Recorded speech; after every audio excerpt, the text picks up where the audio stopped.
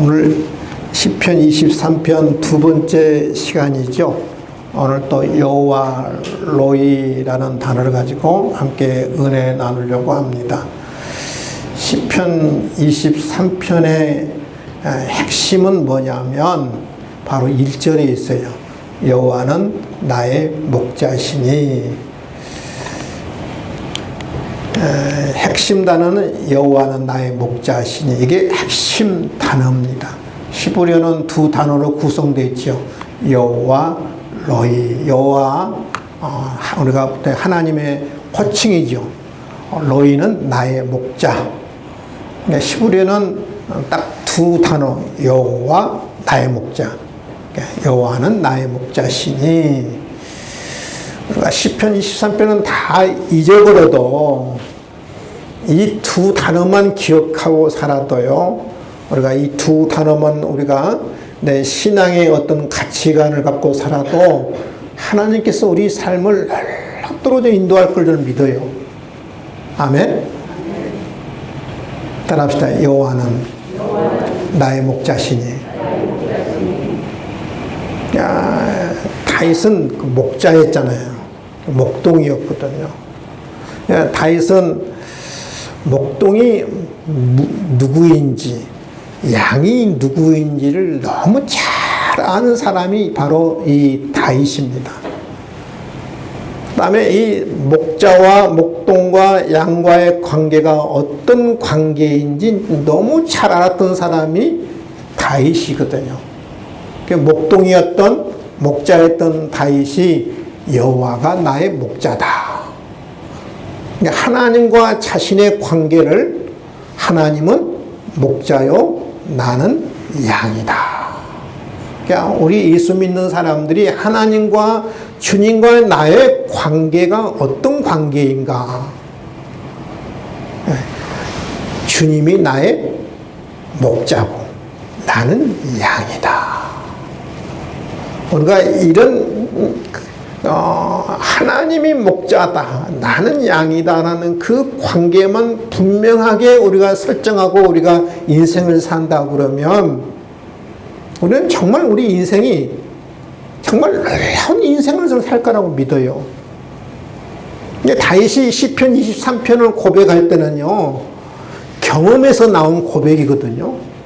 체험에서 나온 고백이에요. 이게 이론이 아니에요. 지식이 아니에요.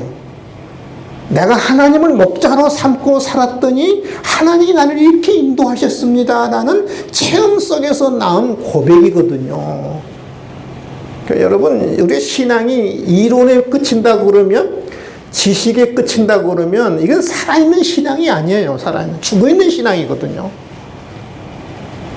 다윗은 하나님을 목자로 삼고 살았더니 체험 속에서, 경험 속에서 나온 고백입니다. 여호와는 나의 목자시니 내게 부족함이 없으리로다. 하나님, 나는 행복해요. 나는 만족해요. 그가 나를 푸른 초장에 풀밭에 누이시면 쉴만한 물가로 인도하시는다. 하나님, 나는 풍성해요. 나는 넉넉해요. 경험에 나오는 거죠. 내 영혼을 소생시키고 자기 이름을 위하여 의의 길로 인도하시노다. 하나님, 나는 회복됐어요. 하나님, 나는 치유되었어라는 고백이거든요. 오늘 이제 두 번째 시간입니다. 이렇게 다윗은 이렇게 고백합니다. 하나님이 나를 지켜주셨어요. 보호하셨어요. 따라합시다. 하나님이 나를 지켜주셨어요. 보호하셨어요. 이게 4절은 한마디로 말하면 지켜주셨어요, 보호하셨어요 라는 고백입니다. 내가 사망의 음침한 골짜기로 다닐지라도 해악을 두려워하지 않을 것은 주께서 나와 함께 하심이라. 주의 지팡이와 막대기가 나를 안위하시나이다. 사망의 음침한 골짜기로 다닐지라도, 우리나라는 제가 뭐 태백산맥이나 그런 혹시 지리산 같은 데나 그런 음침한 골짜기, 죽음의 골짜기, 사망의 골짜기가 있을지 모르겠는데 우리나라는 제가 거의 보지를 못했어요. 죽음의 골짜기다, 사망의 골짜기. 근데 팔레스타인 땅, 지금 뭐 이스라엘 땅에 가면 정말 이 죽음의 골짜기, 사망의 골짜기들이 참 많아요. 제가 한번 영상을 제가 이미지를 제가 잠깐 보여드릴게요. 한번 여러분 보세요. 우리 골짜기하고 이스라엘은 주로 광야 아니면 사막이잖아요. 이 광야에 주로 이렇게 골짜기들이 많습니다. 이게 사망의 골짜기, 죽음의 골짜기죠. 두 번째 보면 여러분 양들이 풀을 뜯기 위해서 이렇게 이제 밑으로 가잖아요. 풀들이 있잖아요. 이렇게 풀들이 있는데 이런 골짜기는 이제 죽음의 골짜기라고 그래요. 사망의 골짜기라고 그렇습니다. 왜 죽음의 골짜기, 사망의 골짜기라고 말하냐면 여러분 양들을 늘 노리는 짐승들이 있잖아요. 이리들이 있고 늑대들이 있어요. 이리 늑대들이 양이 가는 길목을 알아요. 그래서 어디에 숨어 있느냐 하면은 이런데 이렇게 굴들 있잖아요. 이렇게 굴들이 숨어 있어요. 숨어 있어서 양들이 지나갈 때 그 틈을 노리는 거예요. 그래서 제일 뒤에 가는 양들, 쳐져 있는 양들을 노리는 거죠. 근데 여러분, 이 목동이 저는 죽음의 골짜기를 지나갈 때, 사망의 골짜기를 지나갈 때는 어떤 마음이겠어요? 그냥 평온한 마음이겠어요? 그냥 평상시에 왔던 마음이 어떤 마음이겠어요? 아마 긴장된 마음 아니에요? 긴장된 마음. 그렇죠? 긴장된 마음으로 이 골짜기를 지나갈 거예요.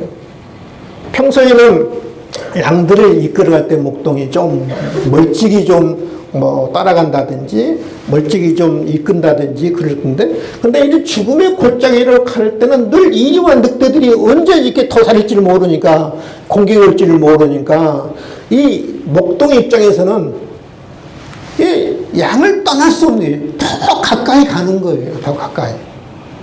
혹시 병든 양이 있다든지 혹시 상처난 양이 있으면 목동이 어떠겠어요? 품고 가는 거예요. 품고 가슴에 안고 가는 거거든요. 오늘 여호와를 나의 목자로 삼고 살았던 이 다윗은 그럽니다.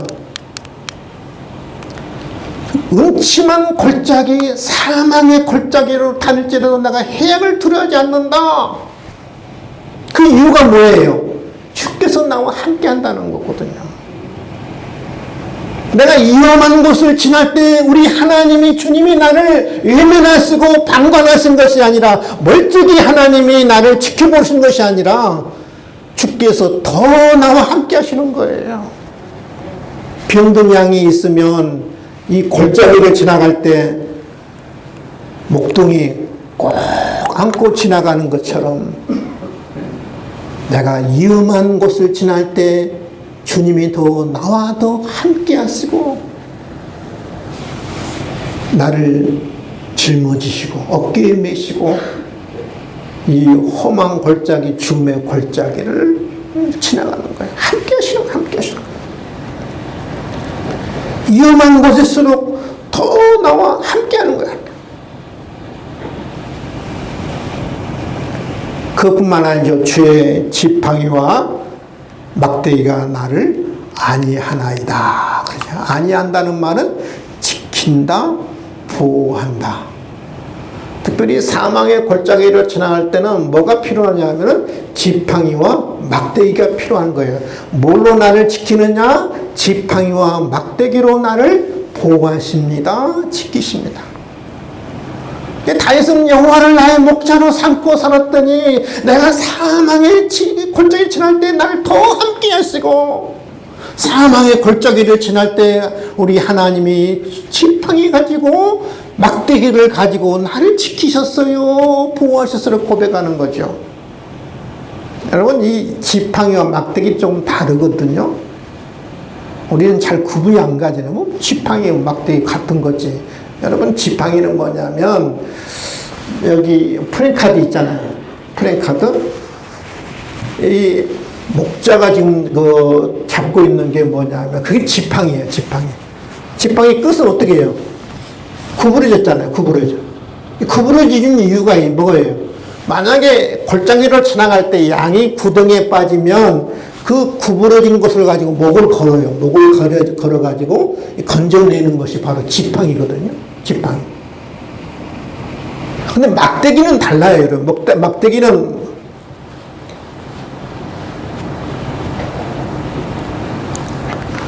막대기는 뭐냐면,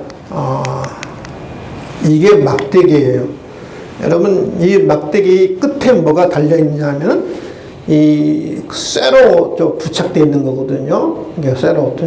막대기는, 뭐 필요하냐면은, 이제 일이나 늑대나 곰이 양들을 이제 공격해 왔을 때 사용하는 거예요. 그러니까 공격 무기예요. 누구를 공격하느냐 하면 양을 공격해오는 그 일이나 늑대들을 막아내기 위해서 공격 무기가 바로 뭐냐면 막대기거든, 막대기. 그러니까 특별히 이 골짜기로 지나갈 때 이 목동에는 뭐가 있어? 손에 잡혀 있겠어요? 저 지팡이가 아니라 막대기죠, 막대기. 저걸 가지고 양과 싸우는 거예요. 이리와 싸우는 거예요. 늑대와 싸우는 거예요. 저 끝에 있는 날카로운 그 무기 가지고 공격하는 거거든요. 그래서 주의 지팡이와 막대기로 나를 지키시고 보호하셨습니다. 이렇게 다윗이 고백하고 있거든요. 여호와를 나의 목자로 삼고 살았더니 하나님이 나를 지키셨어요. 보호하셨어요. 고백하는 거예요. 저는 그렇게 믿어요. 여호와를 나의 목자로 삼고 살면요, 우리 인생길에 때로 위험한 길로 갈 수 있거든요. 죽음의 골짜기로 갈 수 있어요. 그렇잖아요, 여러분. 그럴 때 하나님은 더 나를 꼭 안고 갔어요. 그럴 때일수록 하나님이 나를 더 지키시고 보호하시는 하나님이에요. 여러분, 2023년도에는 이런 은혜가 저와 여러분에게 있어지기를 주님의 이름으로 축원을 드립니다. 또 하나님이 여호와를 나의 목자로 삼고 살 때 하나님이 어떤 경험을 주시느냐, 어떤 체험을 하게 하느냐, 다윗의 고백이거든요. 극진히 대접해 주셨어요 라는 고백입니다. 제가 조금 쉽게 표현한 거거든요. 5절을 한마디로 극진히 대접했어요. 4절은 하나님이 나를 보호하셨어요. 지키셨어요. 주께서 내 원수의 목전에서 내 원수 앞에서 내게 상을 차려주시고 기름을 내 머리에 부으셨으니 내 잔이 넘치나이다. 그러니까 5절은 주께서 내 원수의 목전에 내게 상을 베풀었다는 말은 무슨 말이냐면 나를 승리하겠다는, 승리하겠다. 전쟁에서 승리하겠다. 원수 앞에서 잔치상을 차려준 거예요. 여러분 생각해보세요. 원수들이 여기 앞에 있거든요. 원수들 앞에서 나한테 잔치상을 차려준 거예요. 그러면 원수들은 어떻게 해요? 나는 지금 잔치상을 받고 있고 원수들은 아마 앉아있는 것이 아니라 무릎을 꿇고 아마 머리는 땅에 조아리면서 아마 앉아있을 거예요. 그럼 다윗은 어떻게 있는 거예요? 원수 앞에서 하나님이 승리의 상을, 잔치상을 차려준 거예요. 승리케 하셨음을 고백하는 거예요. 여호와를 나의 목자로 삼고 살았더니 하나님이 나를 승리케 해주셨어요. 그래. 원수들은 내 앞에서 지금 무릎을 꿇고 머리는 지금 조아리면서 나는 거기서 잔치상을 먹고 있는 거거든요. 기름을 내 머리에 부으셨으니 승리케 하면은 기름을 내 머리에 부었다. 여러분 그 고대 팔레스타인은 귀한 손님이 오면 첫 번째 했던 일은 종들이 발을 씻겨주거든요. 그 다음에 이 잔치상에 앉으면 종들이 와서 머리에 기름을 부어요. 기름을 부어. 귀한 손님이 오면, VIP 손님이 오면. 그 다음에 이런 구약시대에 새 직에 기름을 부었지요. 왕을 세울 때, 제사장을 세울 때, 선지자를 세울 때 기름 부었잖아요. 왕과 제사장과 귀한 직분을 세울 때 하나님이 기름 부었잖아요. 내 머리에 기름을 부었다는 말은 나를 극진히 대접해 줬다는 말이에요. 극진히요. 내가 하나님을 나의 목자로 삼고 살았더니 목자 되신 하나님께서, 목동 되신 하나님께서 나를 극진히 대접해 주셨어요. 마치 왕처럼, 제사장처럼, 선지자처럼 내 머리에 기름을 부으셨어요. 나를 극진히 대접해 주셨어요. 원수들은 내 앞에서 무릎을 꿇고 머리를 조아리지만은 나는 거기서 잔치의 상을 먹고 있었어요. 내 잔이 넘치나이다. 이 잔치상에서 이제 포도주 잔을 이제 마시잖아요. 내 잔이 넘치나이다. 여기서 그 축제의 그 잔이죠. 기쁨의 잔이죠. 잔이 넘치는 하나님에게 베푸신 은혜가, 하나님에게 베푸신 사랑이 넘칩니다. 하나님이 베푸신 사랑이, 하나님 베푸신 은혜가 내가 준비한 것보다, 내가 받을 그릇보다 하나님 넘치도록 내게 은혜를 주시고 사랑을 베푸셨습니다. 정말 내가 감당할 수 없을 정도로 몸둘 바를 모를 정도로 극진히 대접해 주셨습니다.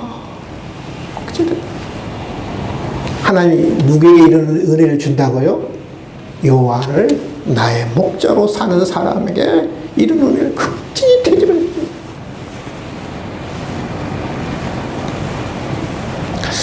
저는 우리 하나님이 여러분 여기에 앉아있는 것 자체만으로도 하나님이 여러분을 극진히 대접해 준다고 믿어요. 아멘? 한번 볼까요?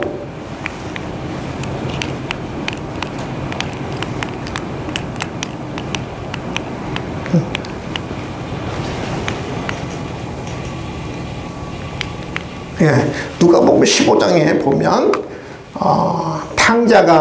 집 나간 탕자가 아버지한테 자기 분깃을 받아서 다 탕진하고 돌아오죠. 아들이 이렇게 생각하고 돌아옵니다. 아들이 이르되 아버지 내가 하늘과 아버지께 죄를 지었사오니 지금부터 아버지 아들이라 그럼을 감당하지 못하겠나이다. 그래도 이 돌아온 이 아들이 뻔뻔하지는 않은 것 같아요. 그렇죠? 뻔뻔했으면 내가 무슨 죄를 지었어 하고 돌아올 건데, 하늘과 아버지께 내가 죄를 지었습니다. 내가 아들이라 일컬음을 감당하지 못해. 하나 아버지는 종들이 이르되 제일 좋은 옷을 내어다가 입혀라. 제일 좋은, 이 돌아올 때는 맞아 거지 옷 입고 돌아왔잖아요. 거지 옷, 거지 신세했거든요. 제일 좋은 옷을 입으라면은 아들의 신분으로 하나님 아버지가 이제 승격시켜 주는 거죠. 손에 가락지를 끼워라. 아들의 신분으로 정식으로 인정해 주는 거 아니겠습니까? 발에 신을 신게다. 이 아버지 집에 돌아올 때는 신발 없이 돌아온 거예요. 옛날에 여러분 그 종들은 신발 안 신었거든요. 종의 신분으로 돌아왔는데 이제 아들의 신분으로 승격시키는 거예요. 그리고 살찐 송아지를 끌어다가 잡으라. 우리가 먹고 즐기자. 이는 내 아들이 죽었다가 다시 살아났으면 내가 잃었다가 다시 얻었노라니 그들이 즐거워하더라. 여러분 얼마나 극진해야죠. 돌아올 때는 이 아들은 상상 못했거든요. 나를 그냥 맞아만 줘도 감사한데 그 아버지가 어떻게 대합니까? 제일 좋은 옷을 입혀라. 손에 가락지를 끼워라. 손에 이 발에 신발을 신겨주라. 잔치를 하자. 송아지를 잡아라. 우리가 먹고 즐기자. 얼마나 극진히 대접하주라. 특별히 하나님 앞에 우리가 돌아온 사람도 하나님에게 극진히 대접하는데 하나님을 나의 목자로 삼고 사는 사람이에요. 정말 이렇게 하나님이 나를 정말 극진히 대접해 주시는 거예요. 믿으시면 아멘? 내 찬이 넘치나이다. 하나님 베푸신 사랑과 은혜가 넘칩니다. 이제 1절부터 5절까지는 다윗이 경험에 나온 고백이라고 할 수 있어요. 그러니까 과거를 생각하면서 현재를 생각하면서. 근데 6절은 과거와 현재와 미래를 생각하면서 한 고백입니다. 계속해서 선하심과 인자하심으로 대해 주실 것을 믿어요. 내 평생의 선하심과 인자하심이 반드시 나를 따르리니 내가 여호와의 집에 영원히 살리로다. 다윗은 하나님이 나를 늘 선하게 대하셨고 인자하게 대하셨어요. 과거만 그랬느냐? 현재만 그러느냐? 앞으로도 그러느냐? 근데 여기서 중요한 단어가 나옵니다. 반드시 정령 반드시 아까 확신이 있었어요. 이게 믿음 아니겠습니까? 다윗은 한 번도 하나님의 사랑에 대해서 의심해 본 적이 없어요. 우리는 늘 어려움 당할 때마다 늘 의심하잖아요. 하나님은 정말 나를 사랑하나? 하나님이 정말 살아계시나? 하나님이 살아계신다면 어떻게 나를 이렇게 내버릴 수 있어? 방관할 수 있어? 근데 다윗은 한 번도 하나님의 사랑에 대해서 의심해 본 적이 없어요. 늘 확신이 있어요.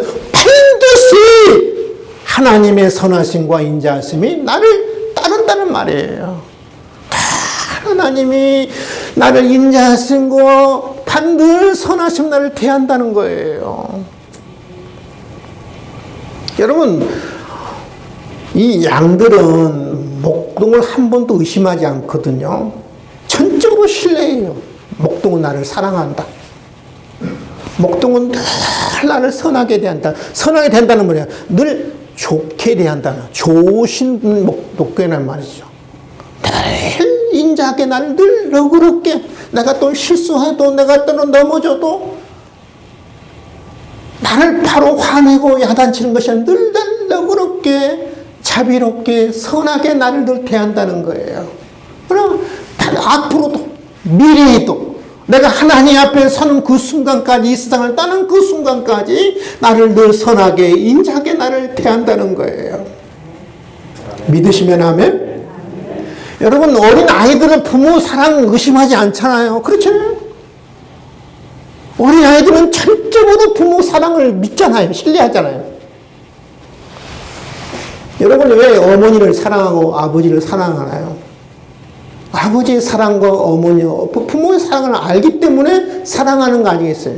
늘 나를 선하게 대하고 좋게 대하고 늘 나를 인자하게 대하고 너그럽게 대한 부모님이기 때문에 의심하지 않기 때문에 부모님을 신뢰하는 거 아니겠습니까?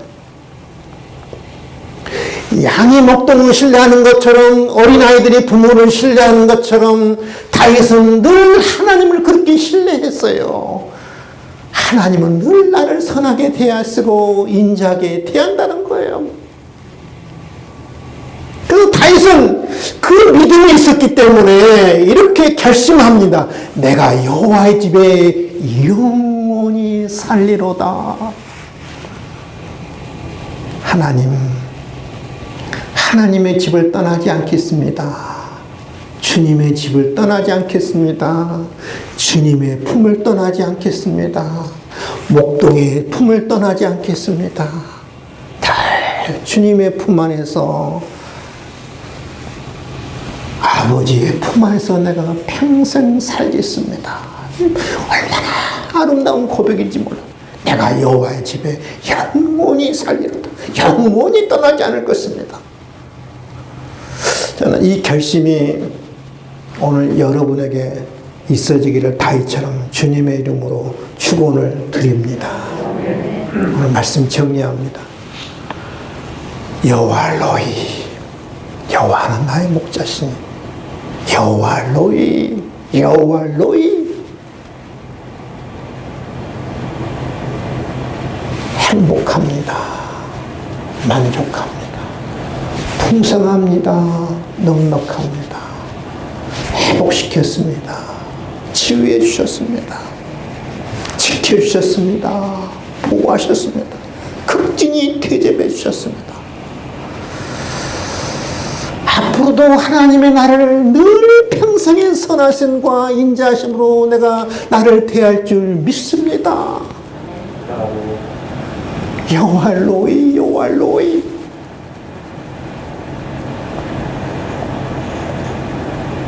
극진히 나를 대접해 주셨습니다. 내가 하나님을 속썩일 때가 얼마나 많습니까? 내가 넘어질 때가 얼마나 많습니까? 하나님을 마음 아프게 할 때가 얼마나 많았습니까? 그런데도 늘 하나님은 자비롭게, 인자하게, 늘 선하게 늘 대했습니다. 그래서 나는 한마디로 내가 주님 품을 떠나지 않겠습니다. 주님의 집에, 주님의 품 안에서 내가 평생토록 영원토록 살겠습니다. 저와 여러분의 이 고백이